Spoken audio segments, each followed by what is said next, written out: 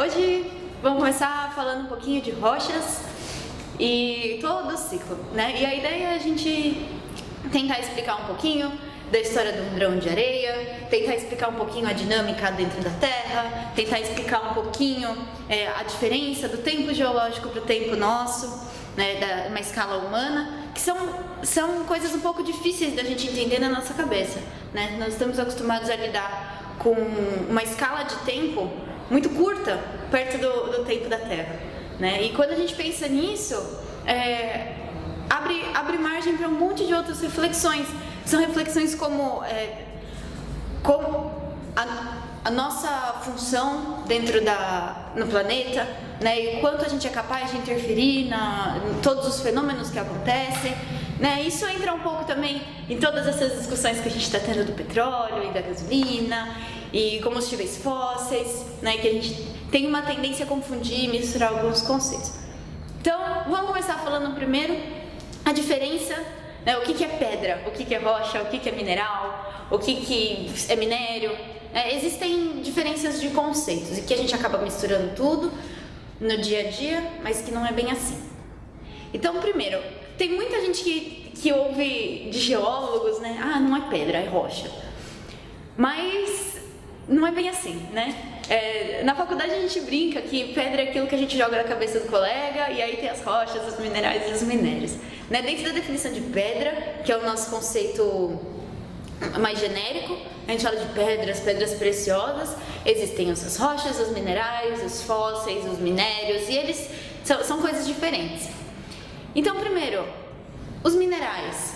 Os minerais são sólidos com estrutura cristalina, uma composição química definida, existem várias características que vão definir o mineral e vão dar o nome dele, tem origem inorgânica, tem tudo isso. Então, por exemplo, uma pérola.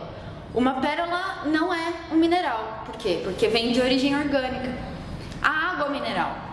A água mineral também não é um mineral, né? Porque ela é líquida, o mineral precisa ser sólido. A gente chama água mineral de água mineral porque ela tem minerais misturados na sua composição, né? A água que a gente bebe não é H2O pura. Ela tem outras coisas que vêm das rochas de onde ela está. A água, as nascentes, elas saem das rochas, a água subterrânea ela fica armazenada nos aquíferos e quando ela sai, ela traz consigo vários minerais que estão ali. Petróleo também não é um mineral, por vários motivos. É líquido, origem orgânica. Então, a gente precisa separar essas coisas. Minerais sólidos, origem inorgânica, estrutura cristalina e composição química definida, não necessariamente fixa. Essa composição ela pode se alterar e ele vai virar um outro mineral ou vai ter impurezas, mas ela é uma composição definida. Cada mineral tem a sua composição química. Já as rochas, elas são compostas por minerais. Então, um granito, por exemplo, num granito da pia, a gente consegue ver vários minerais ali, coloridinhos. A gente tem geralmente na pia da cozinha, na pia do banheiro, né, os granitos, ou cinza, ou salmão, alguns são um pouco mais esbranquiçados, alguns um pouco mais escuros. Isso vai depender da composição de minerais que estão ali, mas são todos granitos, a rocha é granito. Ou então eles podem ter, as rochas podem ser compostas pelo mesmo mineral, né? Existem rochas, por exemplo, rochas calcárias, que são formadas por carbonato de cálcio, né? O calcário é uma rocha, por exemplo, as rochas das cavernas. A gente ouve falar água mole, pedra dura, tanto bate até que fura. E é assim que são formadas as cavernas. São rochas calcárias, né? São rochas sedimentares calcárias e elas dissolvem na água. Então, quando passa uma água que tem uma acidez um pouquinho maior, ela vai corroendo aquela rocha, né? À medida que vai batendo e vai abrindo um caminho, né? Vai abrindo um rio dentro da rocha e assim abrem espaços para as cavernas, né? É outro tipo de rocha. E existem também as rochas metamórficas, que depois a gente conversa um pouquinho sobre isso. Agora vamos tentar definir conceito só. E tem os minérios, né? Os minérios são minerais ou rochas ou outros compostos que a gente extrai da natureza que têm um valor econômico. Então são coisas que a gente extrai para utilizar no nosso dia a dia. Por exemplo, petróleo. Petróleo não é um mineral, mas ele está inserido nas rochas, né? Como chama? As reservas de petróleo. E a gente extrai isso das rochas e a gente usa isso no nosso dia a dia para produção de plástico, por exemplo, né? Ou para gasolina, combustíveis diversos, para fins diversos. O petróleo é uma das coisas que a gente mais extrai. O próprio granito é uma rocha e pode ser um minério.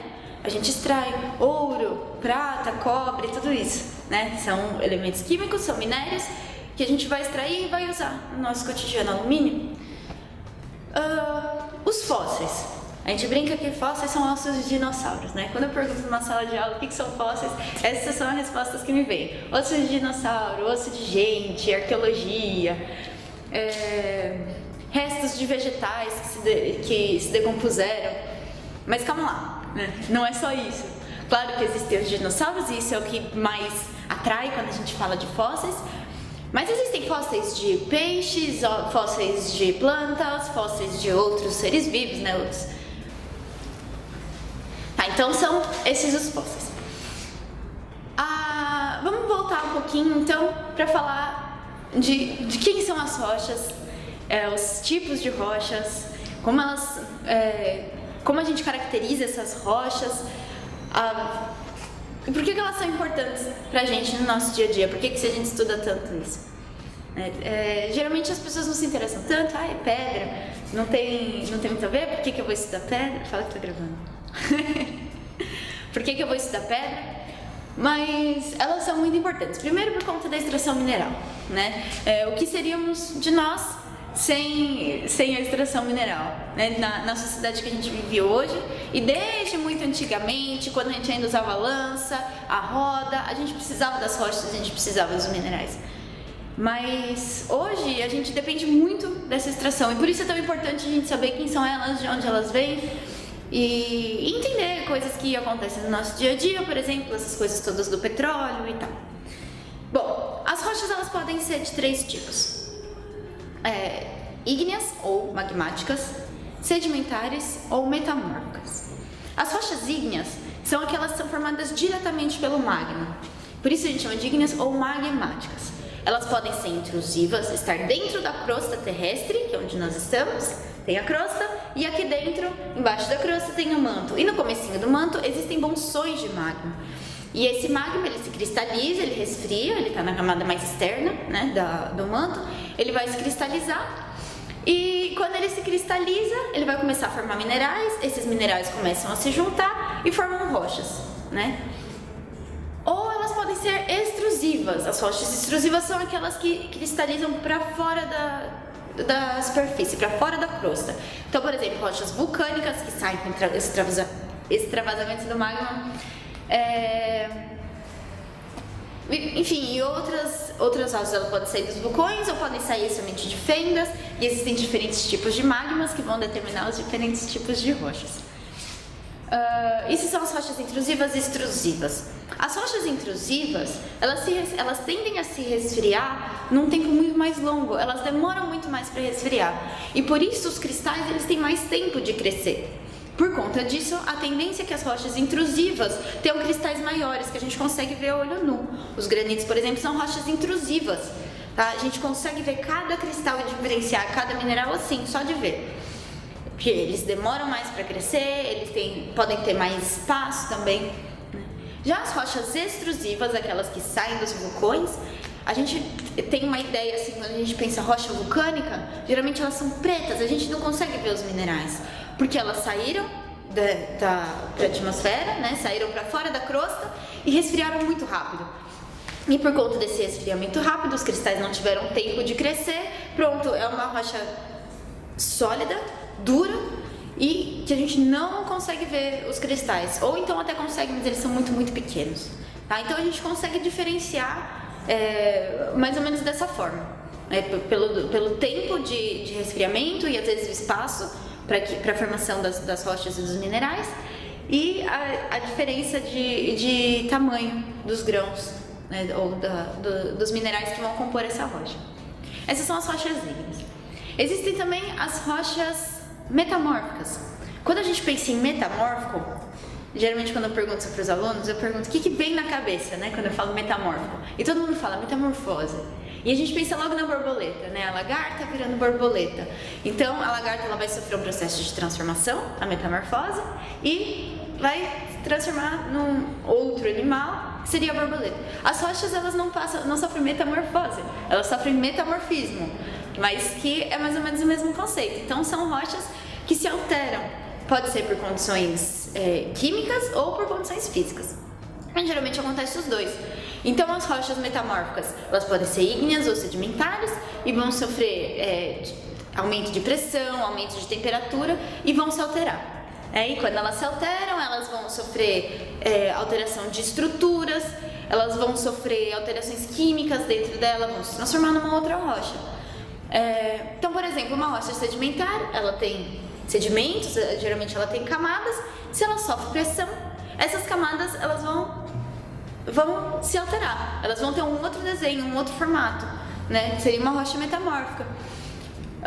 Ou, por exemplo, não, acho que tá bom sobre as rochas metamórficas. Depois corta. O seu vídeo tá um dos maiores de todos. Tá longo? Não, mas depois você vai cortar. Se for, mas... E o terceiro tipo de rocha são as rochas sedimentares. Então, as rochas sedimentares, elas têm esse nome porque elas são formadas por sedimentos, e esses sedimentos podem ser de rochas ígneas, metamórficas ou sedimentares, né? E o que são esses sedimentos? São pequenos pedacinhos de rocha que vão andar por aí com o intemperismo. O intemperismo são as ações do tempo, né? As intempéries. Então, o sol, a chuva, e vão formando rochas sedimentares. Na praia isso acontece. À medida que a areia, né, as rochas em volta da praia vão se intemperizando, vai acumulando areia e com o tempo vai acumular tanta areia, essa areia vai fazer uma pressão muito forte, os sedimentos se juntam todos e formam uma grande rocha, né? É nas rochas sedimentares, por exemplo, que a gente encontra os aquíferos e as reservas de petróleo, né? A gente tende a achar que os aquíferos são grandes rios embaixo da terra, e o petróleo também são rios de petróleo embaixo da terra, mas não é bem assim. Como as rochas sedimentares elas são formadas por pequenos sedimentos, existe um espaço entre sedimentos que a gente chama de poros, e é nesses poros que fica reservada a água ou o petróleo, tá? Então ninguém nunca vai chegar com um cilindro e querer mergulhar num aquífero, né? Isso não acontece, são pequenos porozinhos de rocha que tem água ali embaixo. E por que o petróleo sai, né, explode, quando a gente vê muito essa imagem, tá saindo petróleo? Porque embaixo da terra tem muita pressão, né? Imagina que o petróleo está ali embaixo e tem camadas e camadas e camadas de sedimentos e outras coisas para cima dele.